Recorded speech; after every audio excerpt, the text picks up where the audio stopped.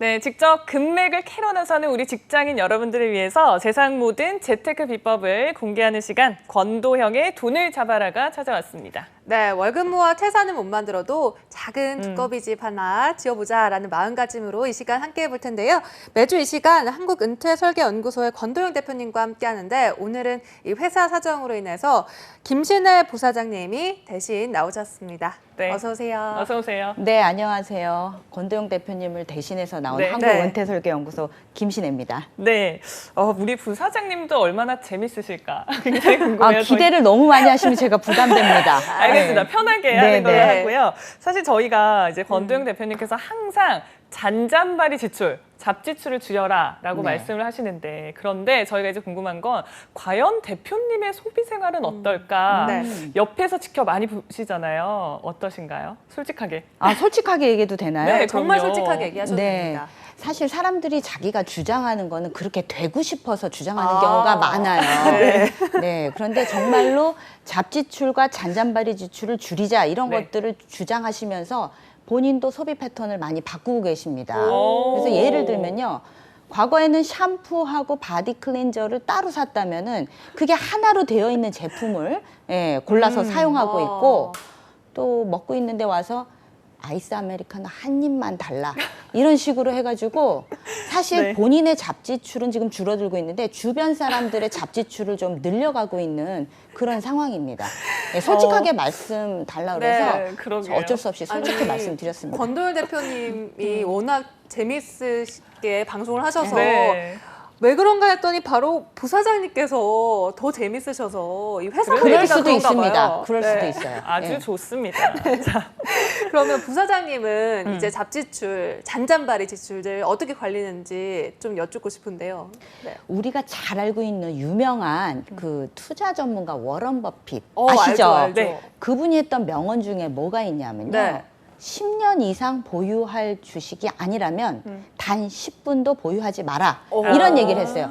이거를 우리가 소비에다가 한번 적용을 해보면 네. 내가 10년 이상 보유하지 않을 물건을 굳이 와. 사도 되는가? 이걸 한번 이제 소비하기 전에 생각해 보는 거. 그거를 저는 이제 가이드라인으로 삼고 있습니다. 와. 제가 만난 부의 크기가 좀 컸던 분들의 대부분은요. 네. 그런 싸서 가격이 저렴해서 사지 않아요, 절대.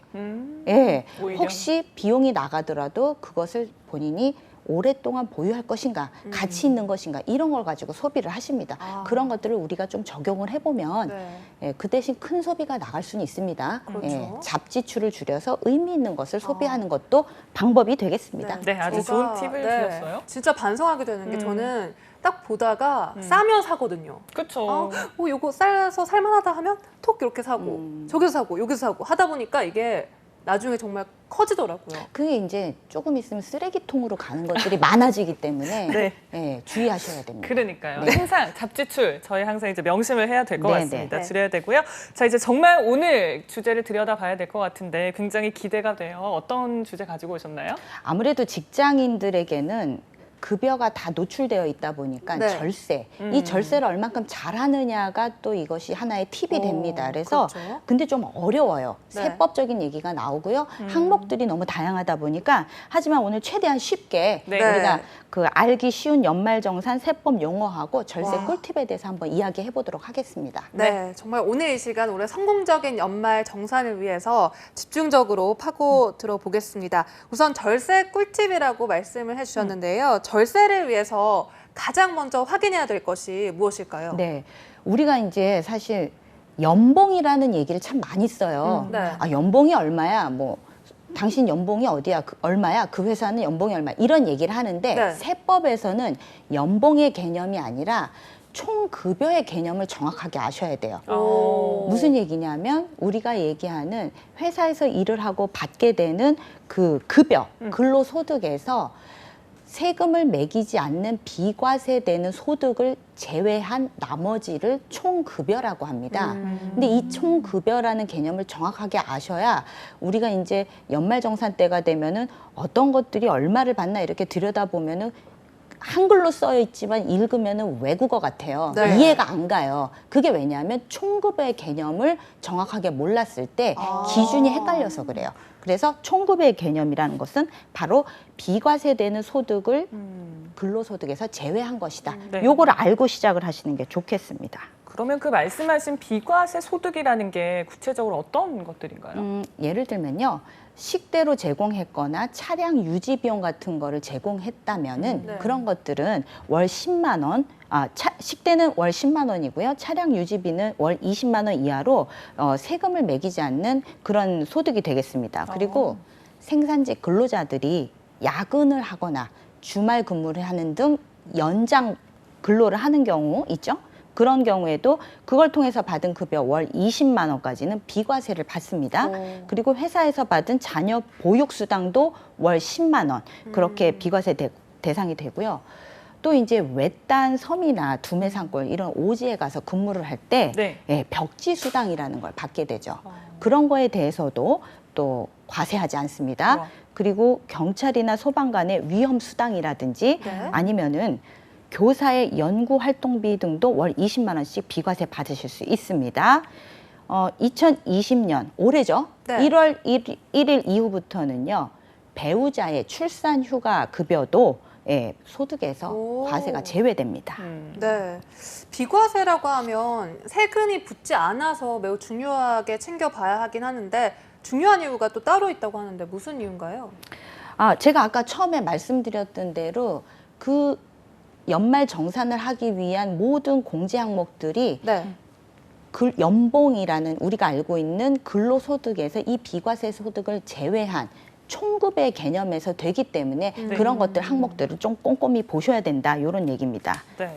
간혹 가다가 이제 절세와 탈세를 조금 혼동하시는 분들이 계셔서 요 개념 정리를 해주셔야 될 것 같아요. 탈세를 하게 되면은 네. 법의 처리를 받고요. 그렇죠. 네. 절세한다 그래서 법적으로 뭐 벌금을 낸다든지 이러지는 않습니다. 무슨 그렇죠. 얘기냐면 합법적인 범위 내에서 하는 거기 때문에 소득이나 세액공제를 꼼꼼히 챙기는 거는 바로 나에게서 떠나갔던 세금을 다시 돌아오게 한다. 네. 이렇게 이해하시면 되겠습니다. 네. 떠나갔던 세금이 돌아온다. 그러니까 내 통장으로부터 떠나갔던 돈들이 다시 입금이 된다. 이런 거잖아요. 그렇죠. 네, 그러니까 더 와닿고 더 열심히 이번 시간에 배워야겠다라는 생각이 드는데요. 다시 이 세금들이 우리의 품 안으로 돌아올 수 있게 하는 방법 어떤 것이 있을까요? 일단 돈을 잘 써서 세금을 돌려받는 방법이 있고요. 네. 그다음에 잘 저축을 하고 모으는 방법 때문에 세금을 돌려받는 것이 있습니다. 네. 돈을 잘 써서 절세를 한다는 건 굉장히 좀 아이러니하게 들리긴 하는데 어떤 방법들이 있는 건가요? 그러니까 어쩔 수 없이 우리는 경제활동을 하면서 돈을 쓰게 되잖아요. 그렇죠. 근데 이런 항목에 대해서 돈을 썼다면은 소득에서 제해주겠다, 세금에서 다시 돌려주겠다 이런 항목들이 있어요. 그게 이제 쉽게 말해서 연말정산의 항목들이 되는 건데요. 네. 대표적으로요. 근데 이 돈 많이 나가는 건 별로 좋지는 않습니다. 의료비. 어쩔 수 없이 본인을 포함해서 이제 가족들에 대한 의료비가 지출되는 경우들이 있죠. 그렇죠. 네. 그 의료비가 지출됐을 때도 그거를 이제 공제를 해주는 것들이 있는데요. 부득이하게 이제 이 돈이 많이 나갔다. 그러면 네. 한번 챙겨 보셔야 됩니다. 근데 의료비가 많이 나갔다고 해서 뭐든지 되는 것이 아니고요. 네. 본인의 총급여, 아까 제가 처음 설명드렸던 총급여 개념 있죠? 네. 그 총급여의 3%를 초과하는 분에 대해서만 또 공제가 됩니다.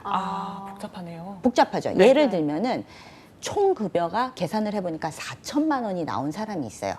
그렇다면은 최소한 의료비는 얼마가 지출돼야 되는 거죠? 120만 원 이상은 되어야 그것이 공제 항목으로 될 수 있다. 그 뜻이에요. 그러니까 이게 좀 어렵습니다. 그래서 총급여의 3%를 초과하는 금액 중 그 의료비 중 15%에 해당하는 거를 공제해드린다. 이런 말로 이해하시면 되겠습니다. 네. 그러면 이렇게 의료비 공제 받으려면 이렇게 내 급여가 얼마인지 정확히 알아야 되고 또 3%가 얼마인지 약간 매일 계산기이고 아유, 매일까지 하실 필요 없고요. 네. 연말정산 소득 이 홈택스 있죠? 네. 간소화 그쵸. 서비스에 들어가면 네. 그거 다 쉽게 하실 수 있습니다. 네. 알겠습니다. 그런데 이런 의료비 세공제를 언제나 받을 수 있는 건 아니라고 하던데요. 일단은요. 네. 이 의료비로 지출한 돈이 본인의 치료 그리고 그 기본 소득 기본 공제 대상이 되는 가족의 치료를 목적으로 한 돈이어야 합니다. 예를 들면은 미용.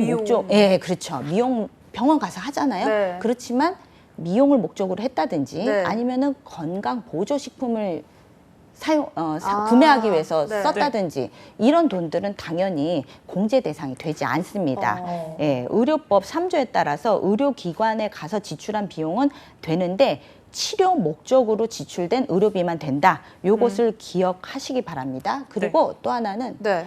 해외에서 지출된 의료비도 공제 대상은 되지 않습니다. 그러면 종류, 예를 들어서 뭐 어떤 병원에 가서 어떤 치료를 받더라도 이게 다 공제가. 예, 의료법 3조 아까 말씀드린 대로 그 의료기관에서 지출한 것 종합병원, 병원, 치과, 한방병원, 요양병원 그리고 의원, 치과의원, 한의원, 조산원 이런 것들이 다 포함되는데요. 여기서 이제 진찰받고 치료받고 수술하고 입원했다. 그러면은 이런 지출이 다 의료비 공제 대상이 됩니다. 네. 그런데 그런 추나요법 같은 약간 뭐라 해야 되죠? 이런 치료를 목적으로 했다라면은 가능하고요. 가능할까요? 또 올해 바뀌는 것들이 뭐냐면 네. 2020년부터는 산후조리 비용도 오. 이것도 의료비에 이제 공제가 된다. 요것을 좀 알고 계시면 좋겠어요. 그리고 또 기억하셔야 될 게 뭐냐면 좀 강화된 내용인데요. 지금 실손 의료보험들을 참 많이 갖고 계세요. 그렇죠. 실비. 맞죠. 네. 실비라고 알고 계시는.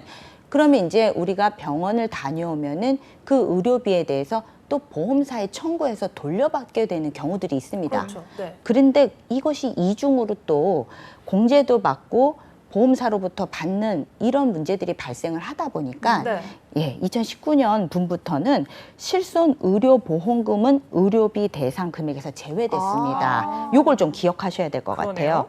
예, 병원비를 청구하고 환급받은 것은 그해 이제 의료비 소득공제에서는 제외된다. 요거를 좀 기억하셨으면 좋겠습니다. 네, 좋은 포인트인 것 같고요. 의료비 공제받을 때 이제 신용카드, 체크카드 아마 다 사용하는 게 다르실 텐데 그 사용하는 거에 따라서 공제 비율이 좀 다르다고 알고 있거든요. 다릅니다. 과거에는 이제 같은 비율로 했었는데요. 네. 신용카드하고 네. 이제 체크카드라고 부르는 직불카드죠. 네. 그는 공제율이 달라집니다. 일단은 그 신용카드는요. 네. 무조건 많이 쓴다고 공제를 받을 수 있는 게 아니고요. 네. 역시 여기서도 총급여 개념이 나옵니다. 어. 총급여의 25%를 넘는 금액을 사용했을 때 그 초과분에 대해서 이제 소득공제를 받는데요. 그러니까 이제 감이 오시죠? 감 안 오세요? 좀 어려운데요. 숫자가 오니까. 네, 숫자가 오면 우리가 조금 힘들죠. 네네. 긴장하게 제가 되는데 더하기 빼기에 좀 약해요. 네. 총급여가 예. 4천만 원인 사람이라면 네. 25%면 얼마일까요? 1,000만 원이죠. 그쵸. 네. 그러니까 1,000만 원을 이상 소비한 경우에 공제 대상이 된다. 그러니까 딱 1,000만 원 신용카드를 사용했다. 그럼 공제 받을 수 있는 금액은 없습니다. 0원입니다. 네. 오. 그러니까 1,100만 원을 사용했다. 네. 신용카드가. 그러면은 얼마를 소득공제 받냐면요. 1,000만 원을 초과한 100만 원에 대한 15%인 15만 원을 공제받는 얘기고요. 네. 근데 만약에 1,100만 원을 직불카드, 체크카드를 사용했다. 네. 그러면 초과분 100만 원에 대해서 30만 원을 공제받습니다. 30%인가요? 그렇죠. 오. 그게 이제 15%, 30%를 그렇게 하니까 느낌이 차이가 오시죠? 크네요. 차이가 네. 크죠? 그래서 요 부분을 이제 우리가 전략적으로 한다라면 네. 어차피 나가야 될 돈이다 네. 라고 하면 총 급여의 25%까지는 신용카드, 각종 또 신용카드사들이 제공하는 혜택들이 있잖아요. 그 혜택을 다 누리실 수 있게 25%까지는 신용카드를 사용하시고 네. 그거에 대한 초과분에 대해서는 직불카드라든지 아니면 요즘은요 소비자가 그 소상공인에게 직접 이체하도록 만든 지역 화폐 같은 것들이 많이 있어요. 네. 서울 같은 경우는 네. 제로페이도 있고 뭐 다른 지역에는 뭐 동백페이 뭐 이런 동백화폐 이런 식으로 여러 가지 지역 화폐가 있는데 그런 것들을 다 사용하는 것들이 30%를 받으실 수 있습니다. 예. 근데 이제 무조건 다 되는 건 아니고요. 네. 그 신용카드, 체크카드, 현금 영수증, 그다음에 이제 이 지역화폐 이런 것들이 합산한 것의 총량이 300만 원까지만 공제가 된다. 아. 그거를 이해하시면 될 것 같아요. 많이 어려우셨죠? 어려웠어요. 어려운데. 근데 요것만 기억하세요. 네. 총 급여 개념을 우리가 오늘 정확하게 알았잖아요. 그쵸? 그 총 급여의 25%까지는 혜택이 많은 신용카드를 사용하고 네. 그 초과분에 대해서는 직불카드나 지역화폐 등 현금 이런 것들을 사용해서 공제율을 30%로 높이는 전략도 좋겠다. 요걸 한번 기억하시면 네. 좋겠습니다. 그러니까 신용카드보다는 체크카드를 쓰는 게 더 좋겠다라는 말씀으로 들리는데 넘어가 보도록 하겠습니다. 네. 직장인들이 주로 공제를 받는 거 다른 분야도 있다고 하는데 어떤 분야에서 또 공제를 받을 네, 수 있습니까? 우리에게 굉장히 또 많은 비용이 나가게 하는 게 주택과 관련된 어, 비용인데요. 네. 그렇죠. 주택을 구입하거나 또 주택을 임차해서 나가게 되는 비용들, 그런 주거 비용도 조건이 맞게 되면 소득공제를 받으실 수 있습니다. 네. 네. 예를 들면은요, 월세, 우리가 흔히 알고 있는 임차 비용이라는 거 월세죠. 그렇죠. 거기에서 세액공제를 받으실 수 있는 조건을 좀 알아보면요. 음. 그냥 내가 월세를 살고 있어서 받을 수 있는 건 아니고 전입신고가 반드시 돼야 됩니다. 아. 네. 그래서 전입신고를 한 그 이후에 월세분부터는 또 소득공제가 가능합니다. 네. 그런데 이제 무조건 월세라고 다 해드리는 거는 아니고요. 네. 85제곱미터 이하의 전용 면적인 주택이어야 하고요. 이게 보통 몇 평이에요? 그러면? 이걸 3.3으로 나누시면 됩니다. 네. 네. 제가 지금 이제 방송량이 많다 보니까 계산은 못 해드려요. 네. 네. 그다음에 이제 주택을 이미 소유하고 있는데 월세다. 이건 안 되고요. 당연히 네. 무주택자이셔야 하고 네. 예, 그런 세대주이거나 무주택인 세대원이라야 가능합니다. 그러니까 건물 갖고 있으면서 월세 산다. 소득공제 안 됩니다. 네. 그리고 여기서 또 우리가 오늘 공부한 총급여 개념, 네. 총급여액이 7천만 원 이하여야 신청이 가능합니다. 네. 그러니까 총급여가 8천만 원이다. 안 됩니다. 안 되죠. 네. 그리고 월세를 지불한 금액이 750만 원까지 소득공제 가능합니다. 요거는 제가 좀 나눠볼게요. 그러면은 월세 기준으로 한 62만 5천 원 정도가 나옵니다. 네. 예. 제가 네, 또 시간이 있을 때 나눠봤는데요. 이 전용 면적이 네. 26평 이상, 그러니까 이하여야만 네네. 가능. 아유, 네. 수학을 잘하시네. 수학을 잘하시네. 그래요. 네. 자, 이렇게 월세 세액공제 알아봤는데 네. 그럼 전세 세액공제도 맞습니다. 있죠. 네. 전세에 사는 직장인은요.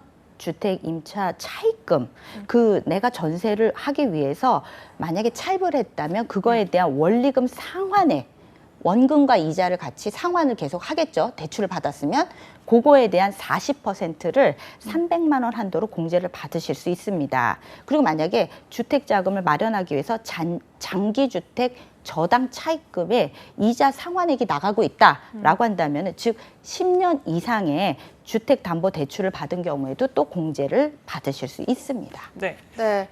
자, 이렇게 돈을 잘 써서 저희가 이제 절세하는 방법들 조금 짚어봤고 네. 돈을 또 잘 모아서 절세하는 방법이 있는데 좀 뭐 네, 간략하게 네. 몇 가지만 짚어주시죠. 몇 가지만 하면은요. 예. 지금 가장 많이 우리가 알고 있는 것 중에 연금 계좌라는 것이 있습니다. 네. 연금 계좌는 뭐 우리가 노후를 위해서도 필요한 것이기도 하지만요. 사실은 이것은 연말정산의 세액공제로도 아주 인기가 많습니다. 네. 예를 들면요. 최소 5년 이상을 납입하고요. 만 55세 이후 최소 10년을 연금으로 수령하기로 한 장기 금융 상품인 연금저축에 가입했다라고 한다면은 연간 400만 원. 네. 그리고 여기에 IRP라는 또 계좌가 있어요. 네. 이 계좌까지 같이 따르면 총 한도 두 개를 합쳐서 연 700만 원까지 세액공제를 받으실 수 있습니다. 700만 원에 대한 정확하게는 16.5% 세액공제를 받으실 수 있습니다. 네. 네. 네, 사실 이 뒤에 문화생활이나 이런 다른 기부에 관한 세액공제들 꿀팁이 가득 차 있는데 시간 관계상 이제 마지막으로 직장인들에게 이렇게 절세할 수 있는 팁이나 조언이 있으시다면 어떤 조언 너무 하실 수 아쉽네요. 이렇게 그러니까요. 시간이 아쉽죠. 그래서 혹시 다음 주에 또 나오시지는 저희 대표님이 좀 그럼 싫어하실 것 같고요. 아무튼 이제 마무리를 한번 네, 해보면 마무리해 주세요. 예, 잘 써서 우리가 공제를 받을 수 있는 항목들이 굉장히 세세한 것들이 많습니다. 그래서 놓치지 않고 그런 항목들 체크하셔가지고 공제 받으시고요.